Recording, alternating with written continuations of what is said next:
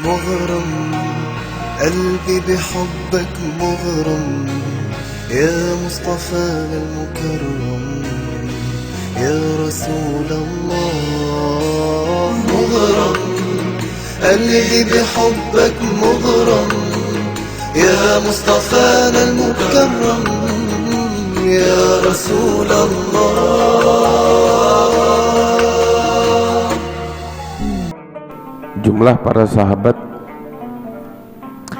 saat itu adalah 313 prajurit sebagaimana dalam riwayat, dan kita jelaskan juga ada beberapa riwayat yang lain yang mengatakan 314 prajurit, ada yang bilang 315, dan beberapa riwayat yang lain yang berbagai macam.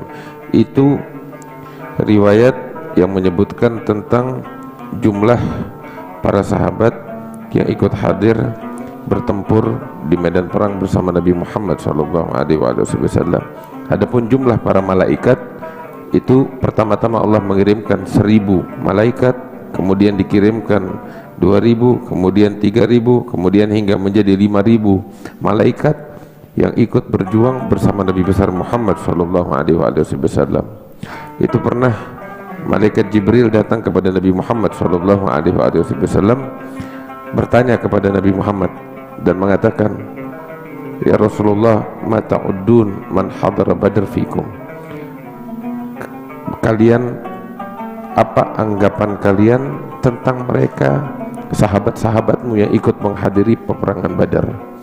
Maka dijawab, mereka adalah afdalul muslimin, sebaik-baiknya orang Islam yang ada di muka bumi, yang ada di alam semesta. Mereka sebaik-baiknya ashabu Rasulullah sallallahu alaihi wasallam. Maka Jibril mengatakan, wa kadzalika al malaika, demikian halnya para malaikat yang ikut hadir peperangan Badar, mereka adalah khairul malaika, sebaik-baiknya malaikat yang pernah diciptakan oleh Allah Subhanahu wa taala, dipilih oleh Allah mereka untuk mendampingi Nabi besar Muhammad menjadi malaikat-malaikat, makhluk-makhluk yang mulia di sisi Allah Subhanahu wa taala di atas alam semesta yang lainnya.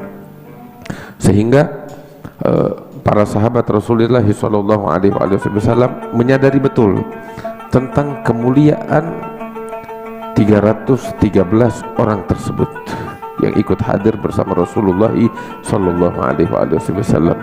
Mereka para sahabat yang lain yang tidak hadir memuliakan orang-orang yang ikut hadir peperangan Badar. Bahkan sampai Nabi Muhammad SAW mengatakan di dalam hadisnya yang sahih sebagaimana riwayat Muslim wa ghairi, bahwasanya Allah Subhanahu wa taala mengatakan kepada semua yang hadir peperangan Badar, i'malu masyi'tum, lakukanlah apa yang kalian sukai, karena sesungguhnya dosa-dosa kalian telah diampuni oleh Allah Subhanahu wa taala. Dosa-dosa mereka diampuni oleh Allah taala, dan mereka telah dijamin surga oleh Allah Subhanahu wa taala. Dan inilah karunia Allah Subhanahu wa taala untuk mereka. Allah yang memilih mereka untuk menjadi orang-orang mulia tersebut, dan mereka dimuliakan oleh Allah taala tiada lain selain karena murni karunia Allah, juga kesungguhan dan ketulusan mereka di dalam mencintai Nabi besar Muhammad sallallahu alaihi wasallam. Semalam kita ceritakan bagaimana Sayyidina Miqdad di dalam khutbahnya, Miqdad bin al-Aswad di dalam khutbahnya di hadapan Rasulullah sallallahu alaihi wasallam yang mengatakan, ya Rasulullah, la naqulu laka kama qalat banu Israil li Musa idhhab anta wa rabbuka faqatila inna hahuna qa'idun walakin naqulu laka idhhab anta wa rabbuka faqatila inna ma'akum muqatilun. Beliau katakan di hadapan Rasulullah, ya Rasulullah, kami tidak akan pernah mengatakan kepadamu sebagaimana yang dahulu dikatakan oleh Bani Israel, pergilah engkau wahai Musa bersama Tuhanmu, perangi mereka, dan kami di sini duduk, hanya sekedar duduk, tidak ikut berperang. Itu yang dikatakan Bani Israel kepada Nabi Musa. Tetapi Miqdad mengatakan, yang kami katakan kepadamu ya Rasulullah, idhhab anta wa rabbuka, pergilah engkau ya Muhammad bersama Tuhanmu, perangi orang-orang kafir, dan kami semua akan senantiasa bersamamu berjuang di jalan Allah Subhanahu wa taala. Khutbah tersebut membuat Nabi Muhammad bergembira, bahagia, hingga terlihat senyuman kegembiraan di wajah Nabi besar Muhammad sallallahu alaihi wasallam. Sayyidina Sa'ad bin Mu'adz yang hadir itu waktu mengatakan, ya Rasulullah, ka'annaka ta'nina, seakan-akan ini semua nih yang engkau bidik adalah kami orang-orang Ansar. Maka Nabi Muhammad mengatakan, ajal, betul, kalianlah yang aku maksud, karena memang Nabi terikat perjanjian dengan mereka seperti yang semalam kita bahas. Maka Sayyidina Sa'ad bin Mu'adz mengatakan, ya Rasulullah, perjanjian memang, ya, akan tetapi kami udah terlanjur jatuh cinta denganmu, udah terlanjur jatuh cinta denganmu, sehingga lupakan perjanjian itu. Kami akan senantiasa berjuang bersamamu, sampai beliau katakan, kalau engkau mengajak kami untuk menyelami lautan ini, maka sungguh tidak ada seorang pun dari kami yang akan meninggalkan engkau sendirian. Tidak ada seorang pun dari kami melainkan akan mendampingi engkau menyelami lautan, berjuang di jalan Allah Subhanahu wa taala. Beliau katakan, khudh min amwalina ma syi'ta watrukha ma syi'ta watruk minha ma syi'ta. Beliau katakan, ambil dari harta kami apa yang kau inginkan, tinggalkan dari harta kami apa yang kau ingin tinggalkan. Demi Allah, yang kamu ambil lebih kami senang, kami bahagia dengan apa yang kau ambil daripada apa yang kau tinggalkan.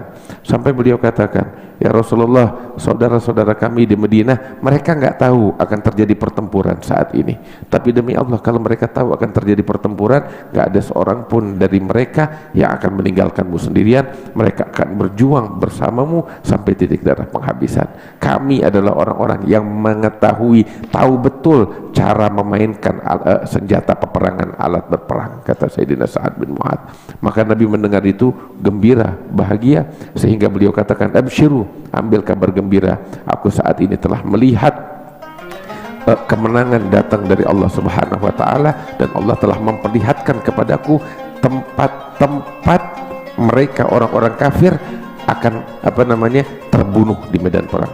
Sampai disebutkan Nabi SAW keliling bersama para sahabatnya, menunjuk di tempat ini si fulan akan terbunuh, di tempat ini si fulan akan ditebas kepalanya, di tempat ini si fulan akan terkena panah. Semuanya ditunjuk oleh Nabi Muhammad, disebut satu persatu, sampai sahabat yang mendengar itu bilang kepada Rasulullah, nggak ada seorang pun dari mereka yang meleset dari tempat yang ditunjuk oleh Nabi Muhammad, sekalipun itu sejengkal, nggak meleset, tepat di tempat yang ditunjuk oleh Nabi besar Muhammad sallallahu alaihi wasallam. Sehingga ketika pasukan orang-orang kafir itu datang, jumlah mereka itu sekitar 950 prajurit sampai 1000 prajurit, ya, dengan persenjataan yang lengkap, ya, mereka datang dengan persenjataan yang lengkap, perbekalan yang lengkap, ya, itu sampai disebutkan mereka membawa sekitar lebih dari 70 ekor kuda dengan persenjataan lengkapnya, untanya ratusan unta yang mereka tunggangi, lain unta yang mereka sembelih untuk logistik mereka, makanan mereka. Itu sampai Nabi Muhammad bertanya kepada orang yang kebetulan ditawan dari orang-orang kafir musyrikin, ya, yang ditugaskan untuk menjaga unta mereka, ditanya, setiap hari berapa ekor yang disembelih? Maka dia menjawab antara 9 sampai 10 ekor. Maka Nabi langsung mengatakan, kalau emang setiap hari yang disembelih untuk makan 9 sampai 10 ekor, berarti jumlah prajurit antara 950 sampai 1000 prajurit, gitu kata Nabi Muhammad SAW. Nah, terus Nabi tanya, siapa aja yang ikut hadir? Disebut nama-nama mereka, Abu Jahal, Umayyah bin Khalaf, Utbah bin Rabi'ah, Al-Walid bin Utbah, Syaibah bin Rabi'ah. Ini penjahat-penjahat besarnya nih, yang kakapnya, semuanya pada datang. Sampai Nabi Muhammad SAW bilang kepada para sahabat-sahabatnya, ini Mekah telah memuntahkan isi perutnya untuk kalian. Mekah telah memuntahkan isi perutnya untuk kalian. Apa itu? Penjahat-penjahat kelas kakap, mafia-mafianya nih, orang-orang kafir Quraisy yang ada di Mekah saat itu, ya. Terus mereka datang dengan persenjataan yang lengkap semuanya untuk memadamkan cahaya Allah. Dan mereka udah saat-saat semacam ini adalah saat-saat yang memang dari sejak lama mereka tunggu, sebab kebencian di dalam hati mereka kepada Nabi Muhammad itu udah betul-betul sampai di titik puncaknya. Dari sejak awal mereka mau melampiaskan, bingung, di Mekah sulit keadaan, ya keadaan politik dan lain sebagainya, hingga ketika terjadi pertempuran mereka gembira. Ini saat mereka melampiaskan dendam kusumat mereka terhadap Nabi besar Muhammad sallallahu alaihi wasallam. Makanya semuanya keluar gembira, apalagi Abu Jahal, musuh bebuyutan itu yang selama ini membakar, memprovokasi orang-orang karena dendam yang ada di dalam dirinya kepada Nabi Muhammad sallallahu alaihi wasallam. Sehingga ketika barisan itu orang-orang kafir mulai datang dengan rombongan mereka, prajurit mereka, ya. Nabi Muhammad SAW dengan para sahabatnya itu dari sejak malam, ya, apa yang dilakukan oleh Rasulullah SAW? Apakah Nabi sibuk mengatur strategi? Apakah Nabi sibuk memikirkan bala bantuan, meminta bala bantuan dari Madinah? Sebab ini kan nggak seimbang, 313 lawan 1000 prajurit, nggak seimbang. Ya, kalau dengan pola pikir orang zaman sekarang, yang ada di benak saat itu pastinya bagaimana minta bala bantuan, ini nggak seimbang, bakal kalah semuanya, begitu. Tapi itu nggak dilakukan oleh Rasulullah, sebab pola pikir yang diajarin oleh Nabi Muhammad kepada kita nggak begitu. Lantas semalaman apa yang dilakukan oleh Rasulullah SAW? Yang dilakukan oleh Nabi Muhammad, beliau munajat kepada Allah semalaman suntuk, didampingi oleh Sayyidina Abu Bakar Siddiq. Itu kunci kemenangan. Padahal hari sebelumnya, ya, tatkala para sahabat diminta untuk berkhutbah di hadapan Nabi Muhammad dan sahabat-sahabat yang lain, kita dengar khutbahnya Miqdad bin Al-Aswad atau Miqdad bin Amr, ya. Di hari itu Nabi udah bilang, absyiru, ambil kabar gembira, kemenangan datang dari Allah. Sampai Nabi tunjuk tempat-tempat yang akan menjadi tempat terbinasanya orang-orang kafir itu, ditunjuk satu persatu. Artinya Nabi udah tahu betul kemenangan datang dari Allah, udah pasti datang. Nabi tahu betul kabar gembira dari Allah. Tetapi di malam harinya apa yang dilakukan oleh Rasulullah? Semalaman suntuk munajat sama Allah, ya Hayyu ya Qayyum, ya Hayyu ya Qayyum, ya Hayyu ya Qayyum, ya Hayyu ya Qayyum. Itu nangis munajat betul-betul sampai sorbannya itu jatuh dari pundak beliau. Itu kuncinya. Lihat, kabar gembira udah datang dari Allah, tetapi Nabi tahu kunci kemenangan adalah ketika seseorang bersimpuh di pintunya Allah. Dan itulah yang dilakukan oleh Nabi Muhammad SAW. Nggak minta tambahan senjata, nggak minta bala bantuan, nggak minta ini dan itu, urusan yang dipikirkan oleh orang-orang dunia, tidak. Tetapi fokus munajat kepada Allah Subhanahu wa Ta'ala. Sayyidina Abu Bakar mendampingi sampai akhirnya, ya, ketika sorbannya Nabi Muhammad jatuh dari pundaknya, itu dipeluk oleh Sayyidina Abu Bakar Siddiq, sampai Sayyidina Abu Bakar menenangkan hati Rasulullah. Sampai akhirnya Nabi Muhammad mengatakan, ambil kabar gembira wahai Abu Bakar, ini Jibril telah datang dengan membawa bala tentara, para malaikat dari langit untuk berjuang bersama kita di medan perang. Ya, itu yang disaksikan dan itu yang dilakukan oleh Nabi besar Muhammad sallallahu alaihi wasallam. Pasukan orang-orang kafir udah berbaris. Nabi Muhammad sallallahu alaihi wasallam saat itu di mana? Di tendanya. Sahabat diperintahkan untuk berbaris, Nabi Muhammad mengatur barisan, balik lagi ke tenda, munajat lagi kepada Allah. Nggak lama balik lagi turun ke medan perang, melihat keadaan, balik lagi ke tenda, munajat kepada Allah. Begitu seterusnya. Itu pertempuran Nabi Muhammad di medan perang Badar, itu dia isinya munajat sama Allah, isinya munajat kepada Allah. Makanya diraih kemenangan, ya. Wahakala sampai akhirnya ketika pertempuran dimulai, itu kebiasaan orang-orang Arab di masa itu ketika bertempur, mereka itu nggak langsung rame-rame, enggak, tapi mereka lebih menyukai metode pertempuran duel, 1 lawan 1 atau 2 lawan 2 atau 3 lawan 3, duel. Artinya mereka menikmati, artinya ini tontonan ibaratnya di mata mereka di masa itu. Metode pertempuran peperangan seperti itu masa itu. Sehingga turun 3 orang dari orang-orang kafir Quraisy. Yang pertama siapa namanya, Syaibah bin Rabi'ah, wa Utbah bin Rabi'ah, Al-Walid bin Utbah. Ini 3 orang. Nah ini kelas kakap nih, mafia-mafia besar, penjahat-penjahat besarnya yang dulu di masa Nabi di Mekah paling mengganggu Nabi Muhammad nih, mereka-mereka ini. Dan memang masih misanan sama Nabi, masih misanan, nggak jauh ya, masih keluarga semuanya. Turun mereka siap dengan baju tempur mereka, ayo kirim 3 orang kita duel. Maka Nabi mengutus 3 orang Ansor. Dan di masa itu orang-orang itu kalau bertempur mereka menutup wajah mereka, mulassam, pakai tutupan muka, yang kelihatan cuma mata doang. Kenapa? Sebab mereka satu sama lain itu saling kenal, berdagang ya, berniaga satu sama, saling kenal. Ada yang keluarga, ada misanan, ada teman ya. Kalau bertempur di medan perang wajah kelihatan saling kenal, nggak enak, nggak enak. Karena itu mereka kalau bertempur tutupan wajah sehingga nggak saling kenal satu sama lain, begitu ya. Sehingga ketika bertempur udah totalitas dalam bertempur di medan perang gitu. Nah turun 3 orang ini. Ketika 3 orang yang ditunjuk oleh Nabi Muhammad, ini 3 orang dari kafir bertanya, siapa kalian? Maka mereka memperkenalkan diri, kami dari orang Ansar, fulan gitu. Mereka jawab, Masya Allah, kalian ini lawan yang sebanding dengan kami. Kami menghormati kalian sebagai pemberani, tapi yang kami datang kemari bukan mencari kalian ya. Yang kami datang kemari bukan mencari kalian. Misanan kami tuh bawa kemari, misanan kami bawa kemari.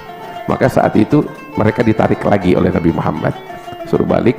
Maka Nabi perintahkan Sayyidina Ali bin Abi Thalib, Sayyidina Hamzah bin Abdul Muttalib, Ubaidah ya, Ibn al-Harith bin Abdul Muttalib ya.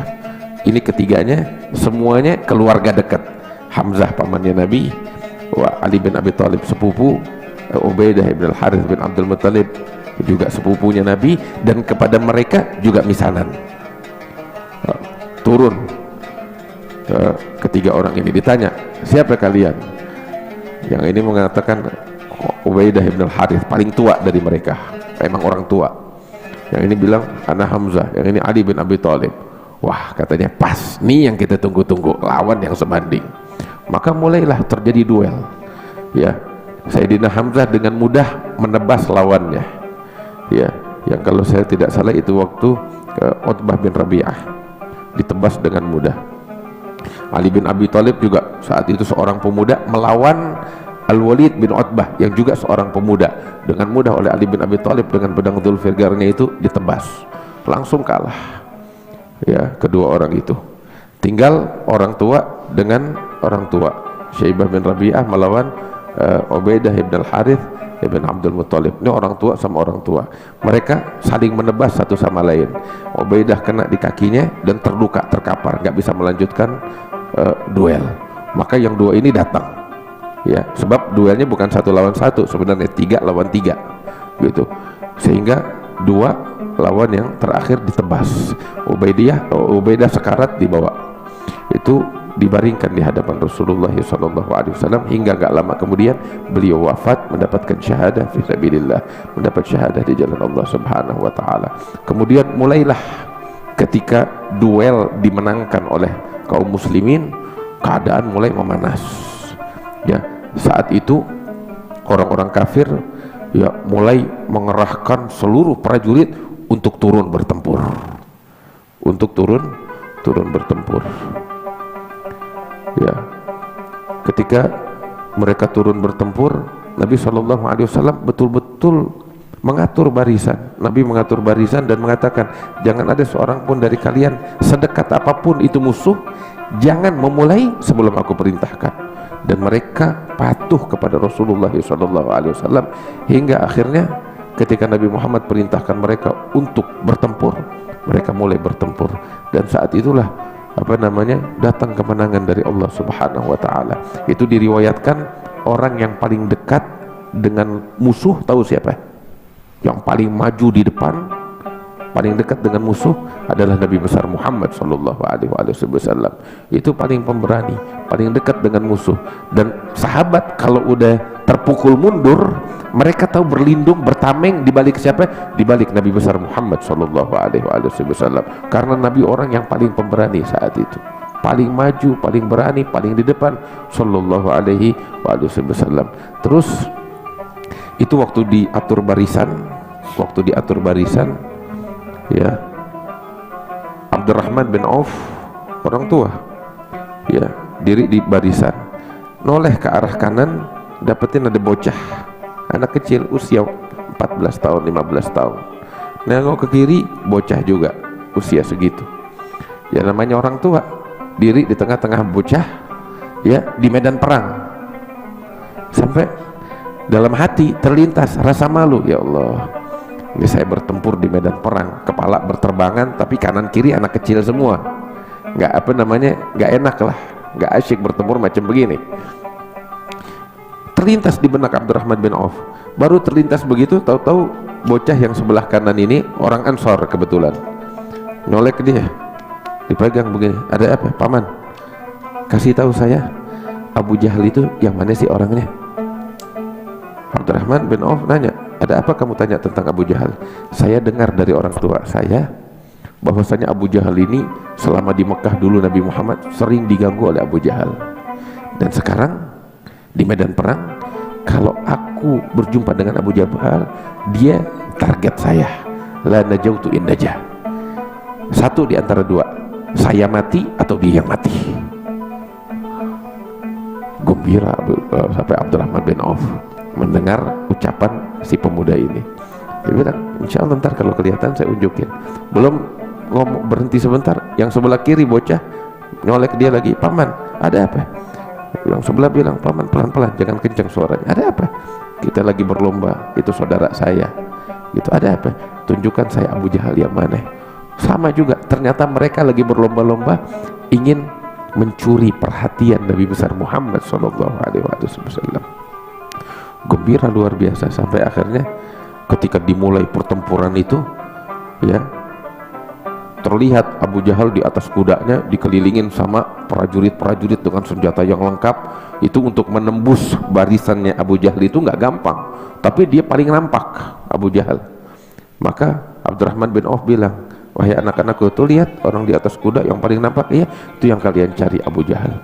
Belum selesai Abdurrahman ngomong gitu, nih dua anak langsung menerjang, lari ke arah Abu Jahal. Itu diibaratkan seperti burung elang yang siap menerkam mangsanya, hingga masuk menembus barisan dengan tombak mereka, pedang mereka, dengan senjata mereka yang seadanya. Ya nggak gampang, ini kita dengar ceritanya mah gampang, tapi di medan perang nggak semudah ceritanya. Mereka menembus itu orang-orang yang mengelilingi Abu Jahal, dan mereka terluka. Salah satu dari mereka kena tebas tangannya, ya, itu menembus sampai ketika mereka berdiri tepat di bawahnya Abu Jahal. Abu Jahal selap di atas kuda, mereka tebaskan pedang mereka kepada Abu Jahal, dan saat itu juga Abu Jahal jatuh dari kudanya terluka sekarat. Mereka lihat Abu Jahal kena tebas oleh pedang mereka, terjatuh, ya, mereka tinggalkan. Mereka kira udah mati, ternyata Abu Jahal nggak mati, belum mati, cuman sekarat. Setelah itu mereka keluar tuh dari lingkaran itu dengan susah payah. Begitu mereka berhasil keluar dengan luka mereka, ya, mereka cari Rasulullah SAW. Ini keduanya berlomba-lomba. Begitu mereka lihat Rasulullah di kemah, mereka hampiri, ya Rasulullah, saya berhasil menumbangkan Abu Jahal. Yang satu lagi bilang, saya yang menumbangkan ya Rasulullah, saya yang mengalahkan. Mereka berlomba-lomba, hasil ribut depan Nabi Muhammad, masing-masing bilang saya yang menumbangkan, yang satu bilang saya menumbangkan. Akhirnya Rasul bilang, pedang kalian masih ada darahnya? Ada. Ini ya Rasulullah. Kalau gitu kata Nabi Muhammad, jangan ribut, kalian berdua yang menumbangkan Abu Jahal, kata Rasulullah SAW. Udah, salah satu dari mereka kena tebasan pedang. Ini disebut di dalam kitab sirah Imam Ahmad bin Zaini Dahlan. Itu ketika mereka keluar dari lingkarannya Abu Jahal, kena tebasan pedang, sampai itu tangan salah satu dari mereka itu cuma ngegantung di kulit doang, kena tebasan, putus, ngegantung di kulit. Dan saat itu mereka masih melanjutkan peperangan, ya, tapi di tangan mengganggu, sampai akhirnya dia putusin sekalian, dibawa tuh tangan, dia cari Rasulullah Sallallahu Alaihi Wasallam. Begitu dia dapat Rasulullah, dia kabarkan keberhasilan dia, terus dia bilang, ya Rasulullah, tangan saya. Nabi bilang, mana tanganmu? Diludahin oleh Nabi Muhammad, dibacain, ditempel lagi oleh Rasulullah. Itu waktu juga sembuh, seakan-akan gak terjadi apa-apa, sebagaimana disebutkan sebagai mukjizat Nabi besar Muhammad Sallallahu Alaihi Wasallam. Di tengah-tengah itu Abdullah bin Mas'ud, ya, melihat Abu Jahal terkapar. Abu Jahal terkapar, dilihat ternyata masih ada bagiyatul hayah, sisa-sisa kehidupan masih ada. Maka Abdullah bin Mas'ud naik ke dadanya Abu Jahal yang terkapar. Abdullah bin Mas'ud itu postur tubuhnya kecil, ya, postur tubuhnya kecil, ya, kakinya tipis. Itu pernah di Madinah disebutkan, diriwayatkan dia lagi manjat pohon siwak, ya, kena hembusan angin, itu sarungnya tersikap, kelihatan kakinya itu tipis banget, diketahui nama para sahabat melihat itu. Nabi bilang, kenapa kalian tertawa? Ya Rasulullah, kami tertawa melihat betisnya sampai Abdullah bin Mas'ud yang begitu tipis. Nabi bilang, ini nih yang kalian lihat, besok hari kiamat lebih berat ketika ditimbangan amal perbuatan, lebih berat di sisi Allah ditimbangan amal itu daripada gunung Uhud, kata Rasul Sallallahu Alaihi Wasallam. Nah, posturnya kecil, naik di atas dadanya Abu Jahal. Begitu mau sembelih, mau dipotong kepalanya Abu Jahal, gak kena potong, sebab pedangnya Abdullah bin Mas'ud yang kecil tumpul, udah tumpul. Mau dipotong gak bisa-bisa, tumpul. Sampai akhirnya Abu Jahal yang saat itu sekarat bilang, siapa berani-beraninya engkau, wahai penggembala kambing yang hina, naik di atas seorang dadanya seorang Abul Hakam, dirinya nih Abu Jahal. Lihat udah terkapar sekarat gitu masih sombong. Maka Abdullah bin Mas'ud menjawab, katanya, Abu Jahal, al-Islam ya'lu wa la yu'la alaih. Islam tuh tinggi, nggak ada yang lebih tinggi dari Islam, nggak ada yang bisa di atasnya Islam. Maka Abu Jahal bilang, saya terbunuh, saya nggak rugi, saya nggak sedih, saya nggak merasa hina, ya, karena saya melihat, katanya Abu Jahal ini, kalian ini nggak lebih dari seorang pengkhianat yang mengkhianati aku sebagai pemimpin kalian. Dan ini merupakan kehormatan bagi seorang pemimpin yang dikhianati oleh bawahan-bawahannya. Tuh lihat kesombongannya begitu. Cuman satu yang membuat saya sedih. Apa itu? Yang membunuh saya, ya, adalah petani-petani hina dari Yathrib, dari Madinah, maksudnya orang-orang Ansar. Itu aja yang membuat saya sedih. Lebih hebat kiranya itu kalau yang membunuh saya juga orang-orang yang terhormat seperti saya. Itu lebih kebanggaan maka saya. Itu aja yang membuat saya sedih, karena yang membunuh saya petani-petani hina dari Yathrib. Terus Abu Jahal nanya, di medan perang saya melihat ada orang-orang tinggi besar asing, nggak pernah saya lihat orang-orang semacam itu. Siapa mereka? Maka Abdullah bin Mas'ud dengan bangga bilang, oh itu para malaikat yang diturunkan oleh Allah. Dikira Abu Jahal bakal merasa takut, ternyata memang ini orang memang penjahat besar. Dibilang itu malaikat, dia bilang, wah sempurna kemuliaan saya udah. Apa? Kalau orang cuman bertempur melawan penduduk bumi, kami melawan penduduk bumi dan penduduk langit. Wah gila ini orang. Iya benar, kelewatan. Sampai akhirnya dia bilang, ente mau potong leherannya, ya, kalau kamu mau potong leher saya, jangan pakai itu pedang yang udah tumpul, ambil pedang saya yang bagus ini. Terus kalau mau potong, jangan dari sini, tapi dari bagian yang dekat dada sama leher-lehernya. Jadi kepala saya kelihatan besar di hadapan Muhammad. Dan bilang kepada dia, saya musuh dia hidup dan mati. Sampai akhirnya disembelih oleh sampai Abdullah bin Mas'ud. Setelah disembelih mau dibawa nih, kepala kegedean. Abdullah bin Mas'ud postur tubuhnya kecil, mau dibawa terlalu besar, nggak kuat, bingung. Akhirnya dia cari tali, dapetin tali, mau diikat di mana bingung. Ditusuk di kupingnya Abu Jahal, terus diikat tuh tali di situ, diseret tuh kepala. Begitu dibawa kepada Nabi Muhammad, Nabi dari kejauhan melihat, sujud syukur. Fir'aun hadhil ummah udah dibinasakan oleh Allah Ta'ala. Terus begitu Abdullah bin Mas'ud datang, Jibril di samping Nabi Muhammad tertawa bahagia,